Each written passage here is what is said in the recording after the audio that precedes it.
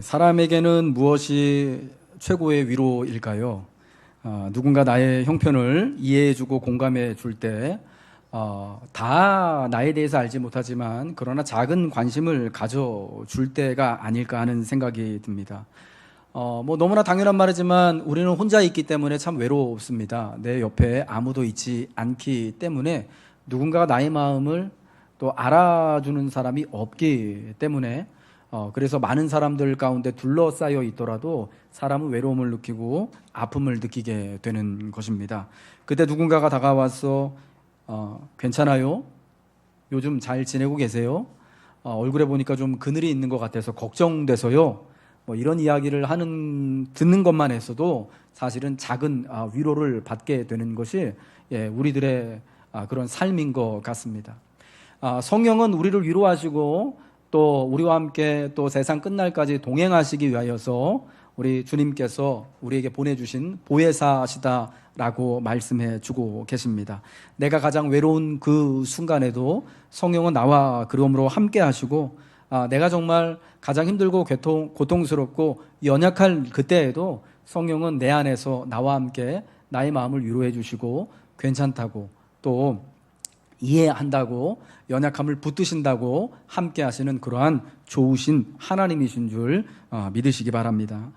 예수 그리스도를 믿음으로 하나님의 자녀된 우리들이 영광과 더불어 고난도 함께 받는다라고 우리가 지난 시간 로마서 8장 18절부터 25절의 말씀을 통하여 보았습니다. 고난이 하나님의 영광에 참여하기 위하여서 하나님의 자녀된 우리들에게 하나님의 영광이 있으면서 또한 동시에 그 영광과 더불어 고난도 함께 있다라는 것을 말씀해 주고 있죠. 영광과 더불어서 이 고난도 우리가 함께 받을 수 있는 이유가 뭐냐?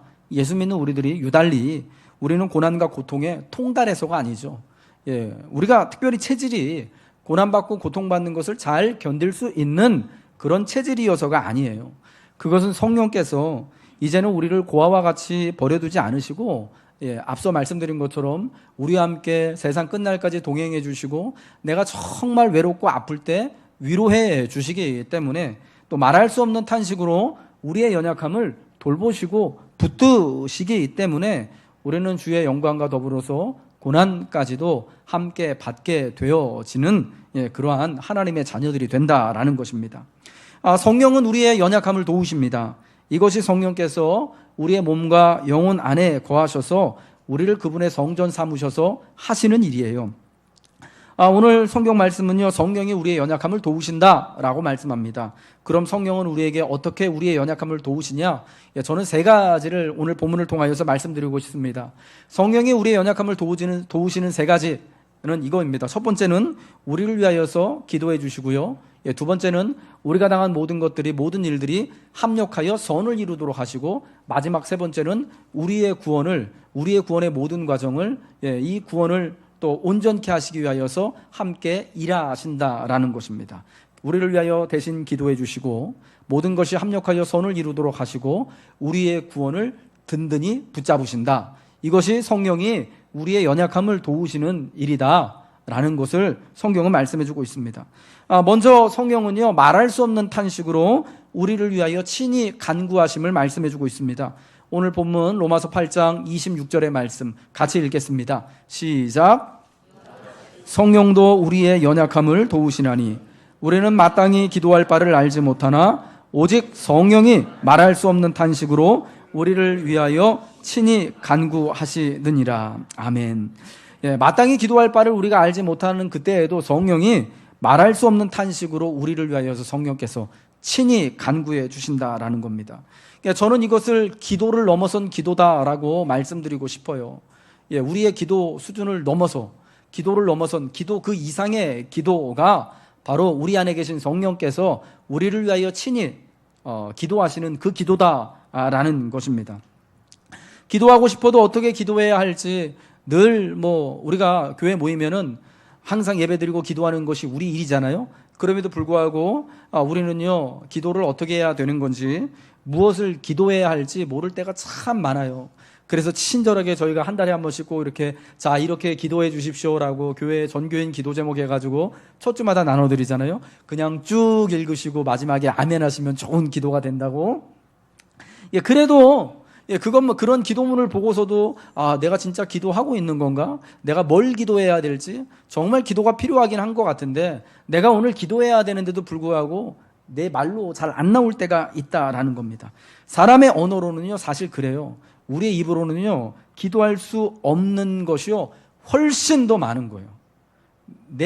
여러분 항상 그런 거 느끼시지 않습니까? 내 마음을, 내 생각을요, 언어나 글로 표현해 내기에는요, 항상 한계가 있어요. 제한이 있는 거예요. 그러니까 내 속에 내가 품고 있는 생각이나 마음이 한 100이라면요, 그것을 언어로 혹은 글로, 말로 표현해 내는 거는요, 10 정도도 안 될 거다라고 저는 생각합니다. 예, 그래서 가슴을 치면서 답답해 하는 거잖아요. 아우, 너하고는, 당신하고는 말이 안 통한다고. 예, 이게 있는 거 사실은 내가 제대로 다 끄집어내지 못하기 때문에 서로 무슨 얘기인지도 알지 못하고 이게 참 답답하게 되어지는 여러분 그런 상황이 우리에게 많아요. 그때 우리가 내 말로는 내 생각을 다 담아낼 수 없는 그때, 무엇을 기도해야 할지 모르는 그때 성령께서 나를 도우셔서 말할 수 없는 탄식 가운데 우리를 위하여서 기도해 주시는 거예요. 저는 기도는 몸으로 하는 것이다라는 이 말을 너무 좋아합니다. 기도는 몸으로 하는 것이다.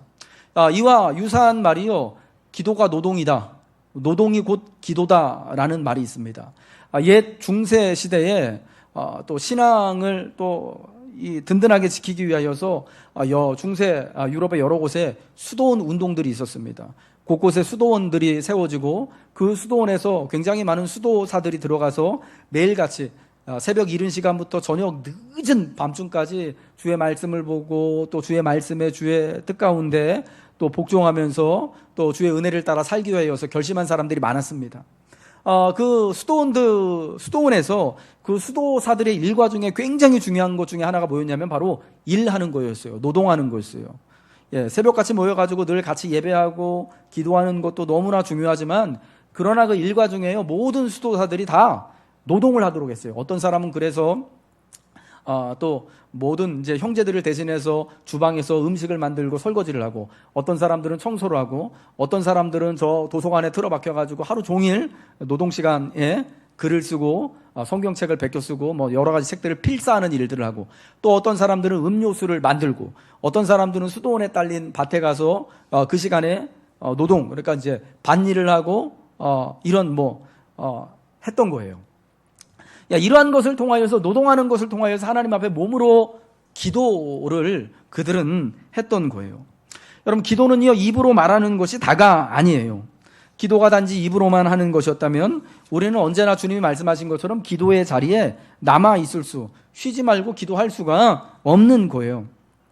그러니까 우리 속의 사정은요, 우리의 말로, 우리의 언어로 다 담아내지 못할 만큼, 풀어내지 못할 만한 것들이 너무나 많아요. 그래서 여러분, 우리는 기도를 몸으로 말할 수 없는 탄식 가운데 성령과 더불어서 해야 한다라는 것입니다. 저는 지금은 그렇지 않지만요, 처음 이제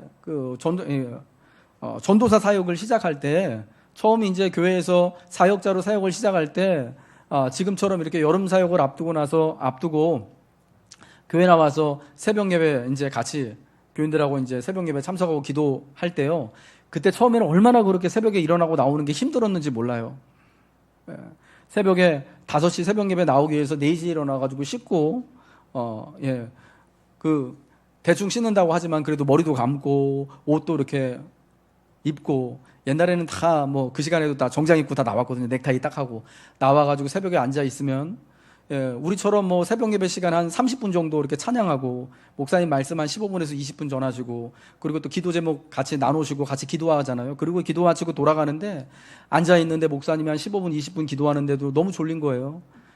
저는 그냥 거의 대부분의 시간을 그때 그냥 졸았어요. 잤어요, 솔직히. 기도하라고 기도 제목 내고 이제 기도하는데요, 기도하는 건지 내가 기도하는 건지 아니 내 몸이 지금 자는 건지 모를 정도로 이렇게 있다가 꾸벅꾸벅 졸다가 자다가 눈 떠보면은 권사님들 집사님들 한 분씩 다 가지고 목사님하고 나밖에 없더라고요. 그러면 이제 나도 그때 이제 집에 갈 시간이다 하고 일어나서 왔습니다. 그러고 나면요, 오늘 이게 내가 기도를 한 건지 안 한 건지 너무 참 자괴감이 들 때가 있더라고요. 예, 여러분도 그러시잖아요. 예, 도대체 내가 나와가지고 새벽 시간에 말씀도 하나도 도저히 이 귀에도 들어오지도 않고 꾸벅꾸벅 졸고 기도하는 시간에도 그냥 자다가만 가고. 근데 사실은 그러한 시간을 통해서 내 몸이 기도하는 거더라고요. 내가 이번 여름 사역을 앞두고 아이들을 위해서 사역을 위하여서 또 이렇게 기도하겠다 그 결단한 순간 내 몸이 그 기도의 자리에 앉아 있는 거, 그래서 비록 내 육체는 피곤해가지고 이렇게 꾸벅꾸벅 졸고 자고, 예, 진짜 입신한 건지 내가 입신한 건지 기도한 건지 아니면 깨어 있는 건지 모르는 그 지경이 되어 있는 그 상황에서도 사실은 내 몸이요, 내 몸 안에 있는 성령께서 연약한 나를 위하여서, 내 연약한 육신을 위하여서요, 말할 수 없는 탄식으로 하나님 얘 좀 인간 만들어 주세요. 하나님 얘 좀 좋은 목회자 만들어 주세요. 라고 성령님께서요, 예, 속으로 탄식하며 기도하신 거예요. 여러분, 그래서 지금의 제가 있는 거 아니겠습니까? 지금은 뭐 이렇게 새벽에 나와서 물론 피곤하면 졸 때도 있지만은 정말 기도가 잘 안 될 때도 있지만 이전과는 비교할 수 없을 만큼, 예, 똘망똘망하게 기도하고 정신이 깨어서 그 시간에 있는 거예요. 근데 여러분, 그런데 지금 이렇게 되어진 것이요, 사실은 그때의 그 몸으로 했던 기도들이 있었기 때문에 오늘 이렇게 새벽 시간에 나와서 담대히 기도할 수 있고 깨어서 하나님 앞에 있을 수 있는, 여러분, 제가 이렇게 되어진 거다라는 것입니다. 기도를 몸으로 한다라는 것은요, 우리의 몸을 쳐서 복종시킴으로 기도한다라는 거예요. 내가 기도의 자리에, 기도의 정한 시간에 비록 피곤해서 내 육신은 이렇게 막 말도 잘 안 나오고 하지만, 그러나 내 속에서 말할 수 없는 탄식으로 기도하는, 예, 그러한 기도가 성령의 도우심으로 된다라는 것을 여러분, 기도의 자리에 앉을 때마다 우리는 그렇게 고백해야 한다라는 겁니다. 여러분, 우리 예수님께서 두 사람의 기도를 말씀하시잖아요. 바리새인의 기도와 세리의 기도.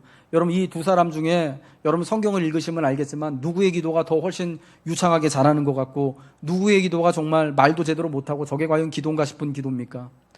바리새인이 드리는 기도는 너무나 유창하고 화려하잖아요.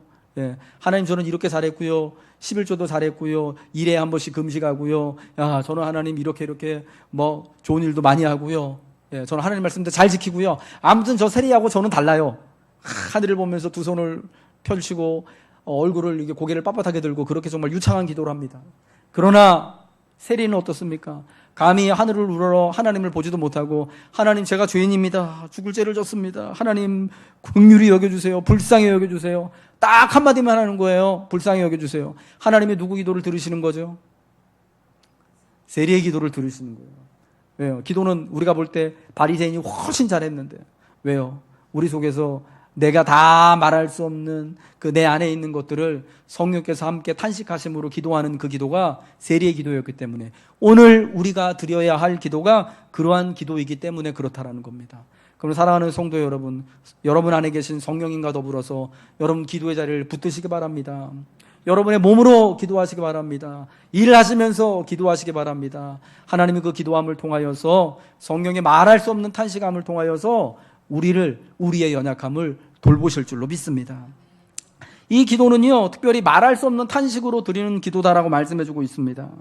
예, 말할 수 없는 탄식으로 우리를 위해 친히 간구하신다는 표현에서 성령께서 얼마나 하나님의 자녀인 우리들, 성도들을 아끼시는지, 우리를 얼마나 이해하시는지, 우리의 고난과 연약함의 문제에 대해서 얼마나 공감하고 계시는지를 잘 나타내주고 계셔요. 또한 하나님은 마음을, 오늘 27절에 보니까 살피신다라고 말씀하잖아요. 탄식하신다, 마음을 살피신다라는 표현을 통해 나조차도 나에 대해서 다 헤아리지 못하는 내 마음 깊은 곳을 성령께서 다 알고 계시고 온전히 이해하시는 거예요. 그래서 하나님이 우리에게 은혜 베풀어 주신 것을요, 미루지 아니하시고, 연기하지 아니하시고요, 오늘 내가 약해 있는 그때에, 오늘 내가 부족한 그때에 성령과 더불어서 나를 강하도록, 내게 나를 위하여 간구하심으로 내가 온전케 될 수 있도록 하나님이 은혜를 베풀어 주시는 겁니다. 여러분, 그러므로 성령은요, 나를 위해서 가장 합당하고 가장 필요한 간구를 하실 수 있는 거예요. 성령께서 나의 가장 친밀한 위로자이고 보혜사 되어 주시기 때문입니다. 그러나 여러분, 내 안에 계신 성령께서 나를 위하여서 말할 수 없는 탄식함으로 기도하신다라는 것을 여러분 기억하시고 여러분 삶에 큰 위로를 받으시길 바랍니다. 우리는요, 이제 더 이상 외로운 사람들이 아닌 거예요. 예. 내가 누군가에게, 내가 어떤 사람에게 뭔가 이해받고 싶고 용납받고 싶은 여러분 그 열망과 갈증이요, 성령 하나님으로 말미암아서 완전히 이제는 여러분 채워지는 줄 믿으시기 바랍니다. 특별히 그럼 성령께서 우리를 위하여 친히 간구하시는 건 뭘까요? 무엇을 위하여서 나를 위하여 기도하실까요? 여러분이 원하는 그거요? 돈 많이 벌게 해달라는 거, 우리 직장 좀 대박나게 해달라는 거, 우리 자식 새끼 좀 이렇게 좀 말도 잘 듣고 이렇게 좀 잘 되게 해달라는 거, 여러분 그거를 위하여서 주께서 같이 탄식하며 기도하실까요? 물론 우리의 모든 것을 놓고 우리를 위하여서 같이 또 간구하십니다. 특별히 내 연약한 부분을 놓고 성령께서 기도하시는데요, 무엇을 놓고 기도하시냐? 우리 고난을 위하여서, 우리의 약함을 위하여서 기도해 주시는 거예요. 우리가 지난 시간에 봤지만 18절부터 25절까지 우리가 고난 가운데 있다고 말씀했잖아요. 하나님의 영광에 참여하기 위하여서 우리에게는 고난도 받아야 된다고 말씀하지 않았습니까? 여러분 그 고난을 우리가 어떻게 견뎌냅니까? 성령께서 이 고난이라는 우리의 연약함을 위하여서 말할 수 없는 탄식으로 지금 그 은혜를 미루지 아니하시고 그 기도를 미루지 아니하시고요. 우리는 피곤하면 내일 기도해도 되는데 성령은 그 기도를 미루지 아니하시고 오늘 간구해 주시는 거예요. 그래서 내가 내 고난을 이겨내고 나의 연약함을 극복하며 살아갈 수 있도록 하나님이 그렇게 나의 고난을 위하여서, 나의 연약함을 위하여서 친히 간구해 주시는 거예요. 왜 성도가 고난 가운데, 약함 가운데 무너지지 않느냐? 왜 고난을 그래도 견뎌내며 욥과 같이 하나님, 내가 내 가는 길을 다 간 다음에 우리 하나님이 나를 아시기 때문에 내가 정금같이 나올 것입니다. 고난을 통하여, 시험을 통해서 내가 정금 같은 삶의 사람이 될 것입니다 라고 고백할 수 있는 이유가 뭐냐? 지금 성령께서요, 나의 고난을 위하여서, 나의 연약한 그 문제를 위하여서 간구하시기 때문에 그렇다라는 것입니다. 또한 성령은 우리의 몸과 영혼의 구원을 위하여서 간구하시는 거예요. 내 구원을 위하여서요. 하나님의 영광에 이르도록, 미리 아신 자들을 또한 그 아들의 형상을 본받게 하기 위하여 기도하시는 건데, 그 아들의 형상을 본받게 하는 것이 바로 뭐냐? 온전한 구원에 이르게 되어지는 것을 말씀하는 거예요. 우리 예수님은 제자들에게 내가 또 다른 보혜사를 너희에게 보내줄 것을 약속하셨습니다. 믿는 자들을 고아와 같이 버려두지 아니하시고 영원토록 함께 하시기 위함이었습니다. 그러므로 우리 안에 거하시는 성령께서는 믿는 자의 구원을 위해 간절히 기도하시는 거예요. 우리가 겪는 모든 일들을 통해 하나님께서 다 합력하여서 고난과 시험과 외로움과 그 절망과 좌절과 갈등과 말할 수 없는 그 탄식의 모든 문제들을 통하여서 다 합력하여 선을 이루도록 하시기 위하여서 지금 기도해 주시는 겁니다. 여러분, 하나님의 자녀들에게는요, 모든 것이 합력하여 선을 이루도록 하시는 거예요. 여러분, 이것이 성령이 우리의 연약함을 도우시는 두 번째인 거예요. 본문 28절 말씀 같이 읽겠습니다. 시작.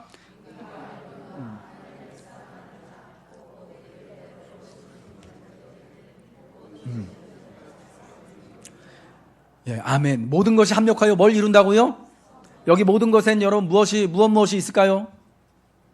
뭐가 있을까요? 특별히 우리 로마서 18장, 오늘 8장 이 18절부터 쭉 본 것처럼 여기 모든 곳에는요, 여러분이 겪는 고난도 있는 거예요. 여러분이 지금 감당해 나가고 있는 내 삶의 약한 부분들, 약한 골이 있잖아요. 여러분 그것도 다 포함되는 거예요. 그 모든 것이 다 합력하여 하나님이 이루시는 선을 이루신 거예요. 하나님이 합력하여 이루실 선은 뭐냐? 결국은 우리가 하나님의 아들인 예수 그리스도와 같이 되어지는 것, 예수 그리스도의 영광에 이르는 것, 온전한 구원에 이루는 것을 말씀하는 거예요. 내가 볼 때, 내가 생각할 때 모든 것이 좋게 되는 것이 아니에요.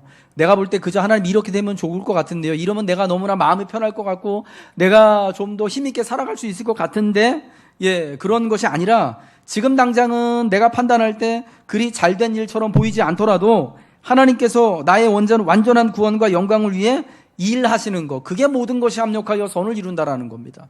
여러분, 이 경우에 딱 맞는 사람이요, 바로 요셉이에요. 애굽에 팔려갔던 요셉. 40년 전에 17살의 나이로 자기 형들한테 속아가지고 애굽으로 종으로 팔려갔던 요셉이 40년의 세월이 지나고 나서 애굽에서 자기 70명의 가족들을 다 돌보는 사람이 되었을 때 그 형님들 앞에 그렇게 말하는 거 아닙니까? 당신들이 나를 이곳에 팔았다고 해서 근심하지 마소서, 한탄하지 마소서. 하나님이 생명을 구원하시려고 나를 당신들보다 먼저 이곳에 보내셨습니다. 40년의 세월이 지난 다음에 40년 전에는 자기가 이 종으로 팔려 왔었지만 그러나 40년의 그 종살이의 세월이 지난 이후에는 지금은 사실은 자기를 포함하여서 70명이나 되는 그 모든 사람들의 생명을 그 가족들, 자기를 팔아먹은 형님들까지 포함해서 다 하나님께서 그 생명을 살리기 위해서 먼저 보내신 걸로 고백하잖아요.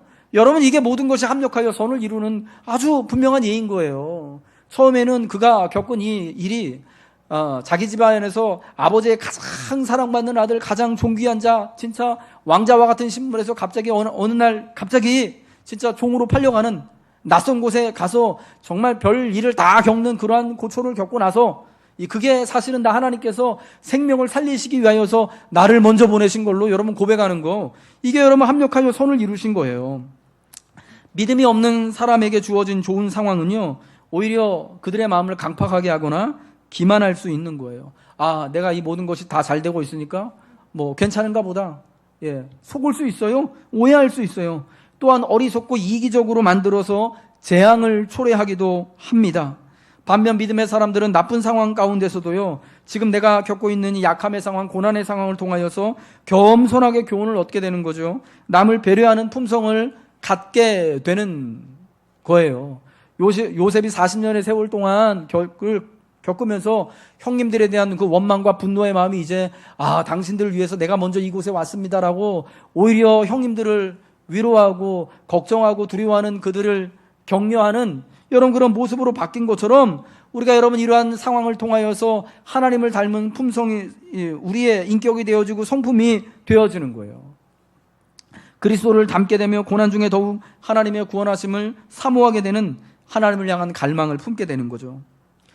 똑같은 태양빛 아래 밀랍은 녹고 진흙은 굳는다라는 오래된 격언이 있습니다. 여러분, 이 격언이 의미하는 뜻하는 바가 무엇이겠습니까? 우리 삶을 선하게 만드는 것은 특정한 상황들이 아니라 우리가 마음으로 어떻게 그 상황을 받아들이느냐에 하는 그 우리 마음의 태도에 달려 있다라는 것이죠. 그러니까 모든 것이 합력하여 선을 이룬다라는 그러한 우리의 믿음의 고백을 가지고 산다면 우리가 지금 현재 겪고 있는 우리의 모든 부족함과 어려움과 고난과 위기와 연약함의 모든 것들이 사실은 다 하나님의 은혜가 되는 거예요. 지금은 아프지만 여러분 하나님의 은혜가 여러분 되어지게 되는 것이죠. 특별히 여러분 한 가지 주의해야 할 것이 있어요. 뭐냐? 모든 것이 합력하여 선을 이루어지는 것은 누구에게 일어나는 일일까요? 예? 누구에게 모든 것이 합력하여 선이 이루어질까요?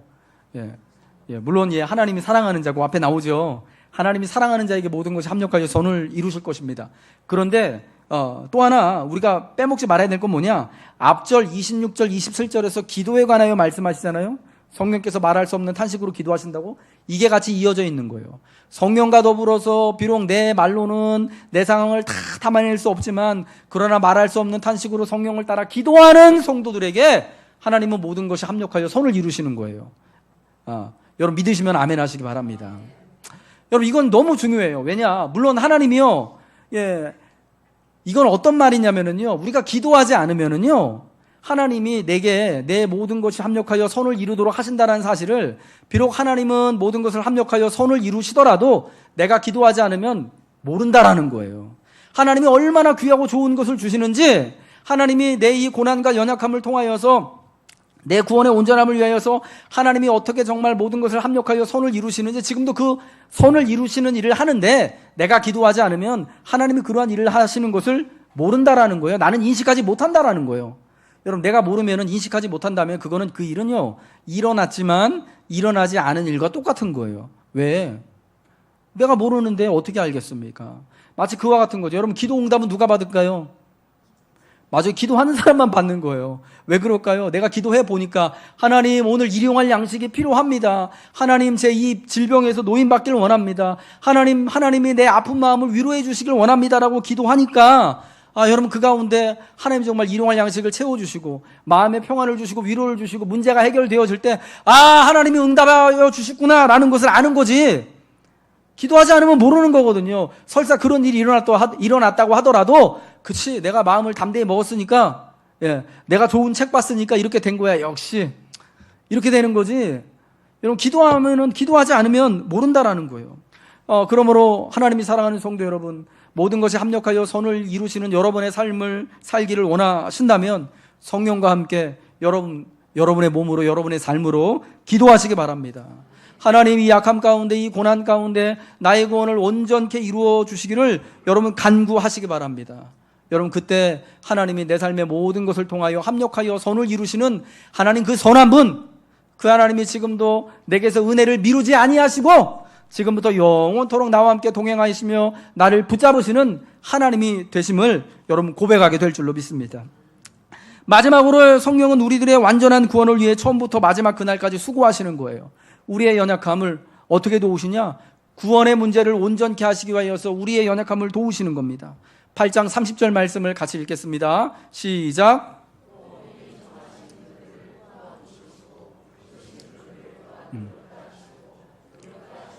또한 영화롭게 하셨느니라. 아멘. 여러분, 우리가 가장 약한 문제가 뭘까요? 사람에게 있어서 가장 연약한 문제가 뭐겠습니까? 돈이 없는 거, 건강하지 않은 거, 여러분 더러운 성질 아니면 진짜 안 듣는 자식들, 그게 아니에요. 우리한테 있어서 제일 연약한 문제는요, 바로 우리는 스스로를 구원할 수 없다라는 거예요. 우리는 스스로의 삶을요, 어떻게 핸들할 수 없다라는 거예요. 우리는요, 우리의 힘으로는요, 하나님의 영광에 도달할 수 없다라는 거예요. 우리 자신만 가지고는 하나님과 더불어 살아갈 수 없다라는 거예요. 하나님은요, 이 약한 구원의 문제에 있어서 우리를 도우시는 거예요. 처음부터 끝까지. 오늘 우리가 이 본 30절 말씀에요, 아주 중요한 동사가 4가지 나와요. 우리 구원과 관련하여서. 이게 구원과 관련하여서 이제 단계라고도 말할 수 있는데요. 뭐가 눈에 띕니까? 미리 정하셨다. 그 다음에 부르셨다. 그 다음에 의롭다 하셨다. 그 다음에 영화롭게 하셨다. 이게 여러분 구원의 단계로 우리가 좀 이렇게 좀 세분화해 본다면, 미리 정하신 건 예정, 그 다음에 부르신 거는 부름이나 혹은 소명 혹은 또 중생이나 회심이라고 말할 수 있고요. 의롭다 하신 건 여러분 너무 잘 아는 칭의, 영화롭게 하셨다라는 것은 영화인 거잖아요. 이게 여러분 우리의 구원의 모든 단계인데, 이 모든 구원의 단계마다 하나님께서 하시지 않는 것이 하나도 없다라는 거예요. 하나님이 그 단계마다 붙잡으셔서 이 연약한 우리의 구원이 온전하여질 수 있도록, 마침내 정말 하나님의 놀라운 영광이 이룰 수 있도록 우리를 붙잡으신다라는 것입니다. 언제부터? 미리 정하신 그때부터, 부르신 그날부터, 의롭게 하신 그때부터 해가지고 나를 완전한 영화에 이르게 하시는 때까지 붙잡으신다라는 겁니다. 여러분, 우리 구원의 문제는요, 우리가 세례받고 끝나는 게 아니에요. 구원의 문제는요, 내가 영접 기도하고 나서 하나님, 나는 내가 죄인임을 고백하며 오직 예수님만이 나의 구주임을 믿습니다. 이제 내 안에 같이 와서 나의 구주가 되어 주십시오라고 기도하고 끝나는 게 아니에요. 그때부터 시작되는 거예요. 언제까지? 내가 하나님 앞에 서는 그날까지. 평생을 걸쳐서 일어나게 되어지는 거예요. 여러분, 요셉이요, 그 고백을 형들 앞에서 하나님이 당신들을 살리기 위해서 나를 당신보다 먼저 보내셨습니다라고 하는 그 고백이 있기까지요, 몇 년 걸렸다고요? 40년, 거의 평생에 걸리는 거예요.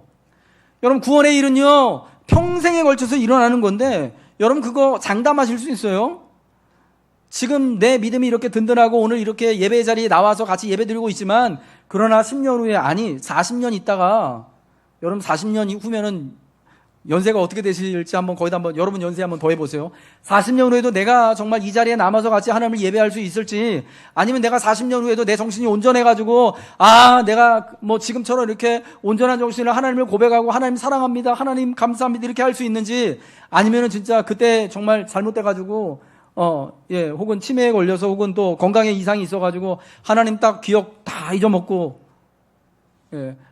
혹은 또 믿음도 굉장히 연약해 있을지 여러분 어떻게 합니까? 여러분 장담하실 수 있으세요? 40년 후? 저는 사실은 10년 후도 장담이 안 돼요. 저는 그걸요, 미국 생활하면서 분명히 알았어요. 미국에 5년 살면서 알았어요. 제가요, 유학 이제 3년 공부 마치고 이제 그 미국 이민 목회길 열려가지고 진짜 아무것도 모르고 진짜 무식하면 용감하다고 갔죠. 거기로 가서 여기서 진짜 몇 년 있다가 이제 제가 계획을 착착 다 세웠었어요. 기도하면서 하나님 여기서 이제 영주권 받고 이제 한 몇 년 있다가 다시 저기 캘리포니아로 가서 캘리포니아에서 이민 목회 이렇게 잘 하고 이제 막 이렇게 이 길을 이게 다 짝짝짝 계획을 세우고 있었는데 1년도 안 돼서 그게 다 틀어지더라고요. 내 마음 먹은 대로 안 된 게 인생인 거예요. 우리 구원의 문제에 있어도 사실은 그런 거거든요. 그래서 하나님의 영이 성령이여 이 내 삶에 있어서 가장 연약한 이 구원의 부분을 하나님께서 붙잡아 주시고 친히 간구해 주시지 않으면, 도와 주시지 않으면 우리는 살아갈 수 없는 겁니다. 여러분, 그러므로 이 놀라운 은혜에 대하여서 우리는 감사해야 되는 거예요. 내가 지금 이 구원의 여정에 있는 가운데 내 부분에 정말 약한 부분이 너무나 많고 모난 부분이 많더라도 하나님께서, 여러분, 내 믿음 가지고 구원받는 거 아니에요. 그리스도 예수의 믿음으로 구원받는 거예요. 내가 어떤 행함이나 내 잘남이 있어서 구원받는 게 아니라 오직 그리스도 예수의 구원하시는 은혜 때문에, 그 믿음 때문에 내가 오늘 구원받는 거거든요. 그러므로 오직 이 나와 함께 하시는 성령, 내게 구원을 허락하시고 믿음을 허락하시는 그리스도 예수를 든든히 붙잡고 여러분 신실한 구원에 이루고 있음을 감사하시길 바랍니다. 특별히 이 구원의 모든 과정의 시제가 다 과거로 되어 있어요. 과거. 미리 정하셨다, 부르셨다, 그 다음에 뭐죠? 의롭게 하셨다, 그 다음에 영화롭게 하셨다. 이 세 개는 과거가 맞는 것 같아요. 미리 정하셨고 부르셨고 의롭게 하셨다. 근데 여러분, 영화롭게 되는 것은 언제 되는 건지 아십니까? 우리가 하나님 앞에 서게 될 때, 죽는 그 순간, 혹은 예수님께서 이 땅에 재림하시는 그날 우리가 영화롭게 되어지는 거예요. 완전히 영화의 과정. 지금은 영화의 과정을 밟고 있는 거지만 예수님이 성경이 말하는 것처럼 아들의 형상을 지금 본받아 가고 있는 거지 완전한 하나님의 아들의 형상이 된 건 아니란 말이에요. 그리스도의 형상을 지금 본받아 가고 있는 거지 온전한 주님의 형상이 된 거 아니란 말이에요. 주님이 몸으로 이렇게 부활하신 것처럼 우리도 여러분 그 부활에 참여하는데 우리의 몸이 여러분 그 주님의 몸과 같이 지금 된 거는 아니란 말이에요. 여러분, 근데 오늘 성경은요, 미리 정하셨다, 부르셨다, 의롭게 하셨다, 그리고 영화롭게 하셨다라고 이미 우리가 다 완전히 영화로워진 존재로 선언하고 있는 거예요. 여러분, 이게 참 놀라운 하나님의 은혜인 거예요. 내가 완전한 구원에 이른 것이요, 앞으로 40년 후에 어떤 분은 50년 후에, 어떤 분은 우리 중에 정말 젊은 분은 한 70년 후에 이를지도 모르는데 이미 하나님이 보시기에는요 다 영화로워진 걸로 말씀하시는 거예요. 언제? 나를 미리 부르시기로 결정하신 그 순간에, 나를 의롭다 하신 그 순간에 하나님은 이미 나를 영화롭게 하신 거예요. 내 편에서 보면은 앞으로 40년, 50년, 60년 아니면은 그 이상의 시간 이후에 내가 영화롭게 되어지는 것이 분명한데 지금은 사실 하나도 영화롭지 않아요. 여전히 약한 게 많아요. 그러니까 성령이 우리의 연약함을 도우시는 거잖아요. 우리의 고난에 대해서, 나의 약함에 대하여서, 나의 구원에 대하여서. 그러나 하나님은요, 우리를 볼 때요 다 영화롭게 되셨다라고 보는 거예요. 우리는 여전히 구원의 모든 과정을 살아가야만 하는 필요가 있지만 하나님이 우리를 볼 때는요 이미 다 영화롭게 하신 것. 그래서 우리의 구원과 관련해서 하나님께서 온전하게 하신 것을 말씀하고 있는 거예요. 하나님의 시점에서 이미 너는 다 영화롭게 되었다라고 말씀하시므로 우리에게 여러분 격려하시는 거 아니겠습니까? 힘을 주는 거 아니겠어요? 야, 너는 이미 다 영화롭게 된 존재니까 함께하는 너의 약함을 도우시는 나를 따라서 힘을 내자라고 하는 거 아니겠습니까? 저 스포츠 되게 좋아하거든요. 요즘 케이블 TV들 보면은 옛날 진짜 막 그런 이제 막 우리나라 2002년 월드컵 때, 그리고 2010년 남아공 월드컵 때 뭐 그런 거, 작년 월드컵 때 축구 경기 했던 거 막 재방송 틀어주잖아요. 우리 결과 다 알아요. 그렇죠? 저도 2002년 그때 4강전 할 때, 독일하고 할 때요, 우리 집사람하고 장인어른하고 장모님하고 처남하고 여기 올림픽공원 경륜장인가? 거기 가가지고 막 화면 보면서 응원했었거든요. 그때 기억이 새록새록 나요. 결과 다 알아요. 그때 졌어. 3대1인가 1대0인가로 졌나? 기억도 가물가물하네요. 아무튼 그때 졌어요. 막 그때 모든 결과들을 빠삭하게 다 알고 있는데도요, 그거 재방송 틀어주는데 보면요, 막 흥분돼요. 이미 결과를 다 알고 있는데도. 물론 자세한 거는 다 까먹고 결과만 알아서 그런지 모르겠지만 10번을 보고 20번을 봐도 너무 신나고 재밌는 거예요. 그럼 그거 보면서요, 혹시 질까 막 마음에 쫄리고 막 긴장되고 그런 거 있으십니까? 혹시 우리가 이게 지면 어떡하지? 16강 2002년 떨어지면 어떡하지? 그런 거 하나도 없죠. 왜? 이미 다 지난 일이니까. 이미 우리가 16강 올라갔고, 8강에서 스페인 꺾은 것도 알고, 4강에서 독일하고 싸운 것도 알고, 준결승에서 터키하고 했다가 3대1로 깨진 것도 알고, 다 알고 있으니까 긴장이 안 돼요. 그냥 보면 너무 즐겁고 여러 번을 봐도 기쁘고 행복한 거예요. 여러분, 구원의 문제에 있어서도요, 하나님이 우리에게 그렇게 말씀하시는 거예요. 그렇게 보여주시는 거예요. 걱정하지 말라고, 불안하지 말라고.